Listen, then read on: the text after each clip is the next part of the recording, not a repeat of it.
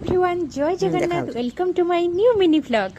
सांग माने मु एठी सकाळ नित्यकर्म सारी दे चली आसली पूजा करिया पई तो पूजा सारिला परे मु एठी आसी देखे तो मां नडिया बांगरे कुंच खोलिबारे लागिछंती मां को पाखरु आसी देखे तो झियो एठी तार बाली घर करी खेलिबारे लागिछ सांग माने झियो को देखि मोर मो छोट बेळ कथा मने पड़ी जाउथिला पिला दिने आमे भी केमती बाली घर करी खेलुथिलु तेरे पापा एठी हमर बजारु सिया माछ नै आसीथिले तो मां एठी माछ कळेबा समय झियो मध्ये जगी बसी छी आ मां को पाखरे बसी दुनिया कथा कहूची आ एठी सब माछ को केळे सारला परे मु तापरे भलो भाबे परिष्कार करी धुई नेइथिली तापरे लूण हल्दी गुंड गुळे दे तापरे पैन ले तेल गरम करी नै भलो भाबे भाजी नेइथिली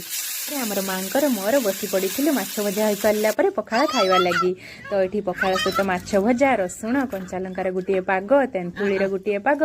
आलू पुड़ार गोटे पाग बन नहीं मैंने क्या एमती पखाला सहित माछ भजा खायापी भल लगे निहाती कमेंट बॉक्स में कमेंट करेंगे रही सांग मैंने जय जगन्नाथ देखा नेक्स्ट व्लॉग रे आशा करुच्छी आपण मैंने समस्ते भलरे थिबे।